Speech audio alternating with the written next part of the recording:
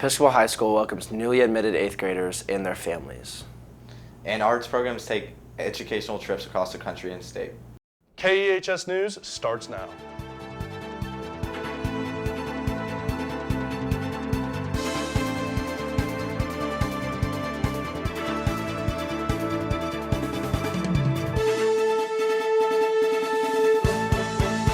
Hello and welcome to KEHS. I'm Cody Ray. And I'm Aiden Eshelman. Thanks for joining us on this edition of KnightVision News. It's that time of the year again. Acceptance letters have gone out and Episcopal hosted the annual night celebration to congratulate and welcome the brand new freshman class. Let's join reporter Daria Massey to tell us more about the event. If you're already good at something, we'll make you better. If you want to learn or explore something new or something different in a safe environment, we'll introduce you. Here, you will be known and loved, you will be challenged, and you will find success. Episcopal welcomed new students on campus during the annual night celebration held just this past Wednesday. Accepted students listened to graduating seniors share their journey at EHS and toured all 4 pillars afterwards. Let's take a closer look at the event. The beginning of the ceremony began with speeches from Ned Smith and Carol Wasden, introducing the students to the 4 pillars of Episcopal. Following the speeches, graduating seniors from the class of 2024 participated in the panel. Afterwards, students explored the pillars across campus. We interviewed head lacrosse coach, Coach Colson, about the importance of the athletics pillar and the role it plays when deciding to come to Episcopal. So the lacrosse program is really fun this year. We've got a great group of girls. We had some of our players come out and help out, and then we had my assistant coach also come and help. And honestly, it was so fun to meet all of our incoming freshmen. And we had our uniforms out, player photos. It was really such a fun little event, and I think it was just very lighthearted and good to meet people and just a great time. I definitely think the athletic pillar plays a big role in that. I think it's a great way for girls and boys to get involved in things that they love. It's a great way to meet people. I think it also helps when you come in knowing someone and know that you're going to be a part of a group, which is awesome. And I think having a support system with coaches and other staff members that know sports and love sports and get competition is super important when you're choosing a school. There are camps and clinics this summer for pretty much every sport, and if you can't find something you like for that, I would just reach out to a coach, and I'm sure they have other opportunities for you, whether it's club or individuals or a way to connect with a player that's here now. So yeah, definitely. We also interviewed Senor Bruton about the role international language plays at Episcopal. The night celebration we had on display, we had student work from our classes in Spanish, but we also have student work from Mandarin and French and Latin, and because we offer all 4 languages, right? And Spanish is the largest language, or the most amount of students. And we talked a lot to parents about not only the different classes and courses they can take, both the level track as well as the honors track and the AP classes in all languages, but also about the kind of work that the students are expected to do. We talked about the placement exam as well. We were very busy, we had a lot of interest, and it was a really very enjoyable evening.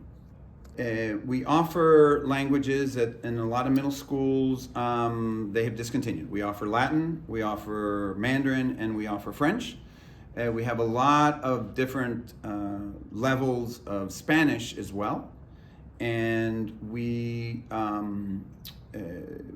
like to offer classes that are intellectually robust, that are relevant, that are fun, where students really feel like they're learning the useful aspects of the language. Overall, the event was a huge success, and Episcopal did an incredible job displaying all they have to offer. It's only a matter of time before we will be welcoming our new freshman class to school this fall, and we couldn't be more excited. I'm Daria Massey, back to you in the studio. Thank you, Daria, and welcome to the class of 2028. Every year, the school sets aside a window of time for programs in the arts pillar to take meaningful trips across the country. Here's KEHS reporter Carlos Thatcher to give us an inside look at the educational adventures of some of these groups. The spring art trip recently took place for theater, dance, and photography. Here's some of the students talking more about what they liked about it. I went to New Orleans. I went with Mr. Brock and the theater group. I enjoyed walking around with all of my friends in the French Quarter. I enjoyed going on the river cruise, and I enjoyed seeing the shows with the rest of the group. I went on the dance trip to New York City with my friends, for example, London Howard and Lauren and Jordan Young and Scarlett Chan, with also my teachers, Ms. Pfeiffer and Ms. Blake. It was a lot of fun. We went to 2 dance classes and 2 Broadway shows in the museum. And my favorite was definitely going to Chicago. It was really amazing, and I thought it was a great experience to have. This sounded like a fun trip for all students that attended. Thank you to all faculty for making these trips possible. This is Carl Stature. Back to you at the studio. Looks like the artists had a fantastic experience. And when we return, a look at the Easter season and its significance on the EHS campus.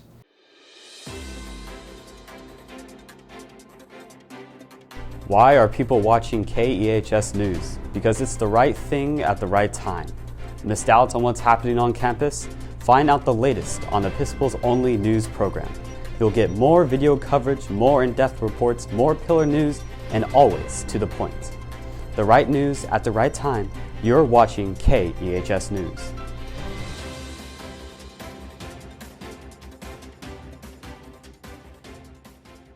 The religion department has been focused on the celebration of the Lenten and Easter season on the EHS campus. How does the department prepare for Easter, and what can we expect in upcoming chapels? To help us answer these questions, the KEHS reporter Clayton Cox. Thank you, Aiden. The religion department is working on one of the most important dates in the Christian calendar, Easter. The 40 days of Lent leading up to Easter allow students to start reflecting. The reverends gave me a few encouraging tips for students to help them with this reflection. I think prayer is always encouraging. I think really focusing on the story. There's parts of the church year that are really focused on, what did Jesus teach and what are the moral lessons that are in there. The week leading up to Easter is kind of the opposite of that. This is all about the story. So, what was Jesus doing? What were the people around Jesus doing? How are they reacting? And so living into that story, kind of finding your place in that story, I think is a tremendous way to prepare oneself for Easter. So the whole season of Lent is our preparation for Easter. We have 40 days to get ready.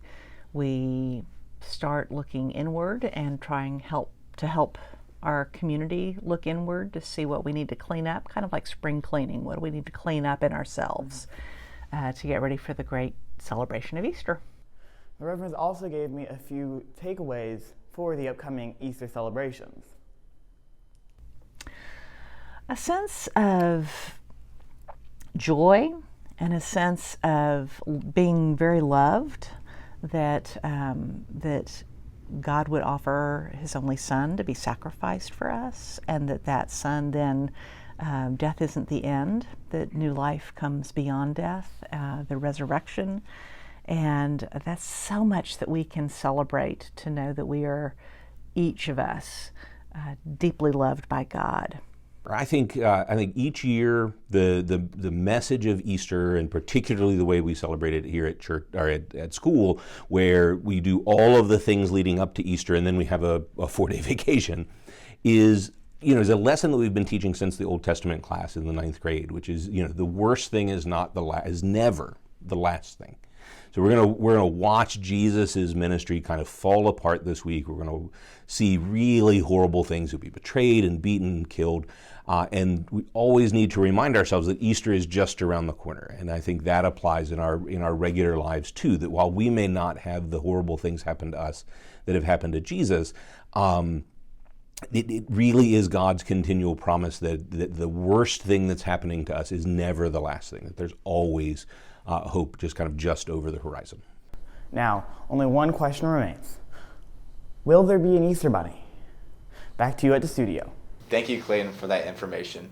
With its rising popularity in the past couple of years, the chess club continues to increase its membership. Bringing us more on the club's latest moves in a winning direction is reporter Jake Davis. There's a new epidemic here at Episcopal High School, and that is chess. Let's go meet with the president and founder of the chess club, Carter Burke, and other members. I founded the club because I wanted to have a chess club, and I really like chess. My favorite part about being president of chess club is hosting all the meetings and playing chess. My inspiration is tech guy Mike because he's very chess, and yeah. I joined the chess club. I like chess since I was very little. I think it's a great game, takes a lot of skill, and that's why I joined the chess club. What I like about chess is no side has advantage from the start. It just takes skill and knowledge in order to outplay your opponent. I joined chess club because I wanted to be a part of this great club, and I wanted to be able to feel the mentality of just playing chess and enjoying yourself with your chess buddies and checkmating everyone. The chess club meetings are very united and dynamic. There's a lot of different varieties of strategies that people can take advantage of, and there's many different communities of chess players and just friends, and everyone can unite around the game, and it's just really calming and uniting.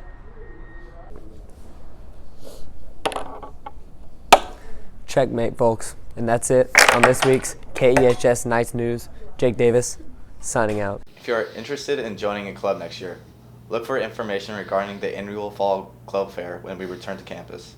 And now let's return to sports anchor Jake Davis for an update on some of the spring sports programs.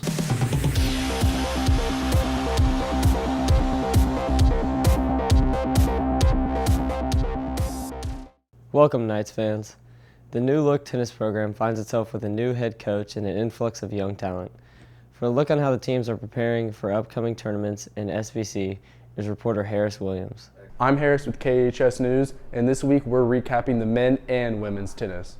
So my favorite part of the year is probably the Met tournament against it was all the private schools and made it to the semifinals. It's a pretty solid match. Looking forward to SPC.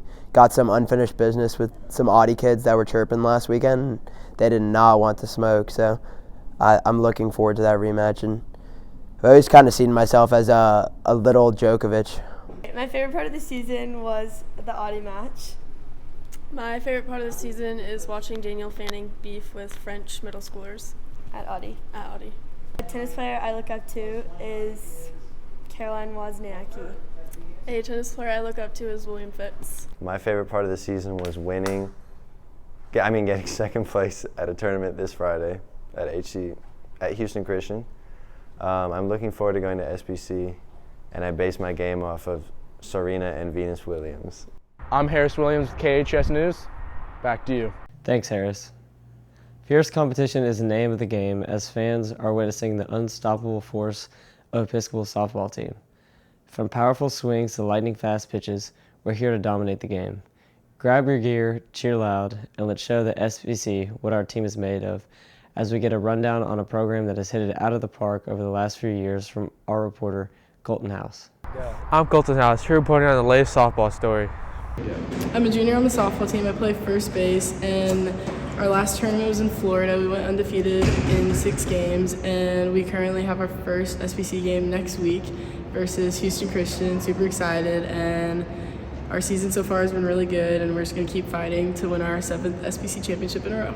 Softball here at Episcopal, and I play outfield. I have hit, I think, 9 bombs right now so far for the season and counting. I'll play for more.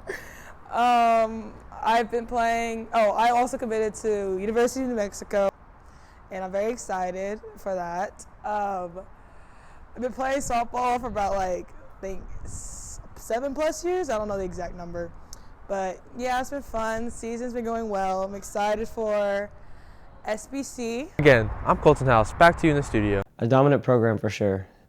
Thank you for that look at EHS softball, Colton. It's March, and that means everyone's favorite tournament is back. March Madness has arrived, and for the first time since any current student has been at EHS, the first round starts during a school week. Students and faculty alike are buzzing with excitement. Sports reporter Jack McKinney pulled the campus to see who they think will win it all. Welcome to KEHS News.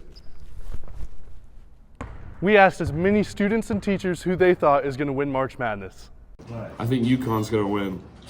Purdue's got a really good shot. I don't know if they're better than UConn, but having a National Player of the Year, maybe possibly two-time National Player of the Year with Zach Edey, 7'4" out of Canada. He's going to be really hard to guard. Klingman might match up with him really well with UConn. UConn's got the better guards. Now, Purdue's got the better execution, though. Actually, I can't say that. UConn actually might have better execution. But overall, they came through a really, really tough Big Ten. I think UConn edges Purdue out, even though Purdue has the best player. I think UConn is going to win the national championship just because of their big and their guard play. Stephon Castle, to me, is one of the best, most exciting point guard freshmen in the country. There's a reason why he's going to be a lottery pick. And they're big. He can just, he can do it all. He can shoot, he can score inside, he can facilitate everything. I think that the University of Houston Cougars are going to win March Madness. Cougs house, baby! I think UConn because they won last year. I got the Houston Cougars to win March Madness. UConn. For boys, Duke. For girls, South Carolina. Now I gotta go U of H. I got UNC. Go Chapel Hill. For KEHS News, I'm Jack McKinney. Standout Knights. Thank you for the sports update, Jake, and good luck to everyone on their brackets. Well, that's all we have on this week on KnightVision News. I'm Cody Ray. And I'm Aiden Eshelman. From all of us at KHS News, thank you for joining us. And go Knights! Knights.